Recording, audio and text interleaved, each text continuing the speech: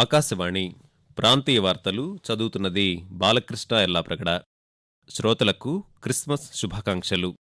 ముందుగా ముఖ్యాంశాలు.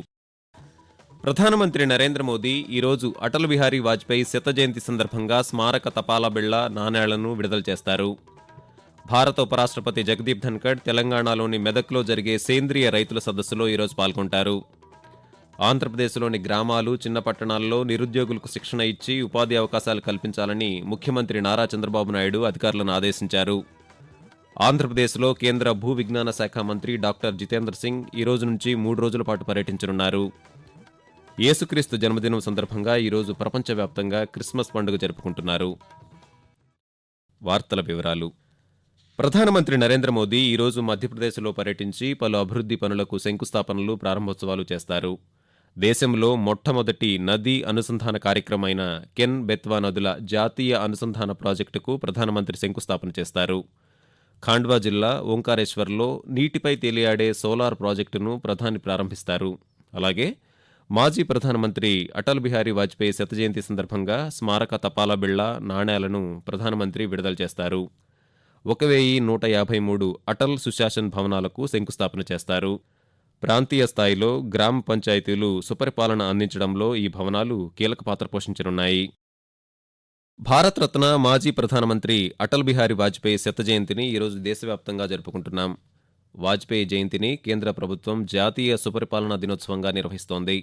ఈ సందర్భంగా దేశానికి ఆయన అందించిన సేవలను ప్రజలు స్మరించుకుంటున్నారు. ప్రస్తుతం మధ్యప్రదేశ్లోని గ్వాలియర్లో 1924 డిసెంబర్ 25వ తేదీన వాజ్పేయి జన్మించారు. 1996 నుండి 2004 సంవత్సరం వరకు 3 పర్యాయాలు వాజ్పేయి ప్రధానమంత్రిగా దేశానికి సేవలందించారు. ఆయన ప్రధానిగా ఉన్న సమయంలో పోఖ్రాన్ అణు పరీక్షలు జరిగాయి. పాకిస్తాన్తో జరిగిన కార్గిల్ యుద్ధంలో భారత్ ఘన విజయం సాధించింది.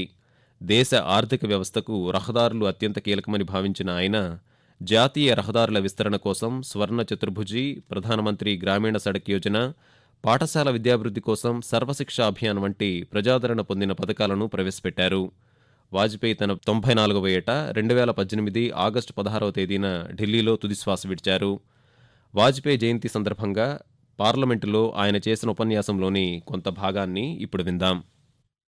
देश में ध्रुवीकरण नहीं होना चाहिए, न सांप्रदायिक आधार पर, न जातीय आधार पर, न राजनीति ऐसे 2 खेमों में बंटनी चाहिए कि जिनमें संवाद न हो, जिनमें चर्चा न हो. देश आज संकटों से घिरा है और ये संकट हमने पैदा नहीं किए. जब जब कभी आवश्यकता पड़ी संकटों के निराकरण में हमने उस समय की सरकार की मदद की है. భారత ఉపరాష్ట్రపతి జగదీప్ ధన్కడ్ ఈరోజు రేపు తెలంగాణలో పర్యటిస్తారు. పర్యటనలో భాగంగా మెదక్ జిల్లా తునికిలోని Indian council of agricultural research ICARలో జరిగే సేంద్రియ రైతుల సదస్సుకు ముఖ్య అతిథిగా హాజరై రైతులతో సంభాషిస్తారు. ఈ కార్యక్రమంలో గవర్నర్ జిష్ణుదేవ్ వర్మతో పాటు కేంద్ర మంత్రి కిషన్ రెడ్డి కూడా పాల్గొంటారు. ఆంధ్రప్రదేశ్లోని గ్రామాలు, చిన్న పట్టణాల్లో నిరుద్యోగులకు శిక్షణ ఇచ్చి ఉపాధి అవకాశాలు కల్పించాలని ముఖ్యమంత్రి నారా చంద్రబాబు నాయుడు అధికారులను ఆదేశించారు. రాష్ట్రంలో కోవర్కింగ్ స్పేస్, నైబర్హుడ్ వర్కింగ్ స్పేసుల అభివృద్ధిపై సచివాలయంలో ముఖ్యమంత్రి నిన్న సమీక్ష నిర్వహించారు. ఈ సందర్భంగా చంద్రబాబు నాయుడు మాట్లాడుతూ రాష్ట్రంలో 5 చోట్ల రతన్ టాటా ఆవిష్కరణ కేంద్రాల ఏర్పాటుకు భవనాలను గుర్తించాలని అధికారులను ఆదేశించారు. ఆయా ప్రాంతాల్లోని పరిశ్రమలు, విద్యాసంస్థలను ఈ హబ్లకు అనుసంధానం చేయాలని సూచించారు. ఇంటి నుంచి పని విధానంతో మానవ వనరుల సమర్థ వినియోగం జరుగుతుందని ముఖ్యమంత్రి వివరించారు. తెలంగాణలో ఇందిరమ్మ ఇళ్ల కేటాయింపులను పారదర్శకంగా నిర్వహిస్తామని గృహ నిర్మాణ శాఖ మంత్రి పొంగులేటి శ్రీనివాసరెడ్డి తెలిపారు. హైదరాబాద్లోని రాష్ట్ర సచివాలయంలో 33 జిల్లాల గృహ నిర్మాణ పథక సంచాలకులతో మంత్రి నిన్న సమీక్ష నిర్వహించారు.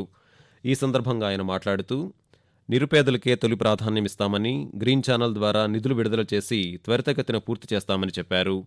20 లక్షల ఇళ్లను నిర్మించాలని లక్ష్యంగా పెట్టుకున్నామని మంత్రి పేర్కొంటూ 5 lakh ఫ్రీగా మనం ఇచ్చేది, కానీ first preference poor of the poor ఇకపోతే మనం మంచి చేయబోయి చెడు జరుగుతుంది. బెనిఫిషరీని ఐడెంటిఫై చేసే దాన్ని సైంటిఫిక్ గా చేయాలన్న తాపత్రయంతో ఇంత లేట్ అయింది. నవ్ అది కూడా కంక్లూజన్ కి వచ్చేసింది. నాన్న ఇక్కడ తప్పు డబ్బులు ఉన్నోడికి ఇచ్చిన అన్నారు అనుకో, ఇచ్చిన శాంక్షన్ ఉన్నా కూడా కన్సల్ట్ అధికారి మీద చర్యలు తీసుకుంటాం. విజిలెన్స్ టీంలు కూడా ఫామ్ చేస్తున్నాం. నా ఆఫీస్ లో ఒక టోల్ నెంబర్ ఎక్స్క్లూజివ్ హౌసింగ్ కోసం పెడతాను. ఆకాశవాణి ప్రాంతీయ వార్తలు వింటున్నారు.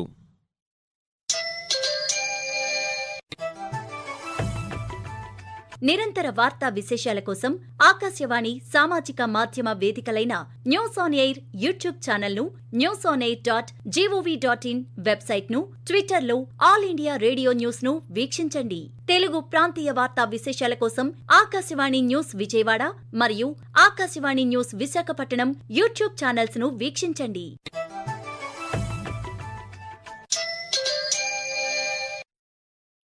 సమర్థవంతమైన పాలన, సేవలను ప్రజలకు అందించడమే సుపరిపాలనా కార్యక్రమం ప్రధాన ఉద్దేశమని ఎన్టీఆర్ జిల్లా కలెక్టర్ జి. లక్ష్మీషా తెలిపారు. కేంద్ర ప్రభుత్వం చేపట్టిన ప్రశాసన్ గావ్ కీ ఒరే 2024లో భాగంగా ఈ నెల 19 నుంచి జిల్లాలో నిర్వహించిన సుపరిపాలనా వారోత్సవాలలో కలెక్టర్ పాల్గొన్నారు. ఈ సందర్భంగా విజయవాడలో ఆయన మాట్లాడుతూ అటల్ బిహారీ వాజ్పేయి జయంతిని కేంద్ర ప్రభుత్వం జాతీయ సుపరిపాలనా దినోత్సవంగా నిర్వహిస్తోందన్నారు.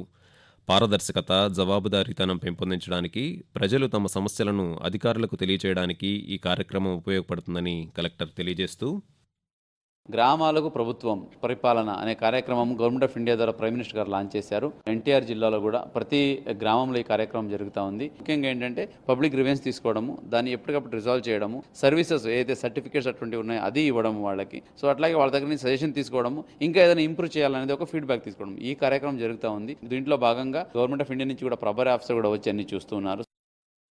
కాగా జాతీయ సుపరిపాలనా దినోత్సవం సందర్భంగా ఆకాశవాణి విశాఖపట్నం ప్రాంతీయ వార్తా విభాగం రూపొందించిన ప్రత్యేక కార్యక్రమం ఈరోజు ఉదయం 10 గంటలకు ప్రసారమవుతుంది.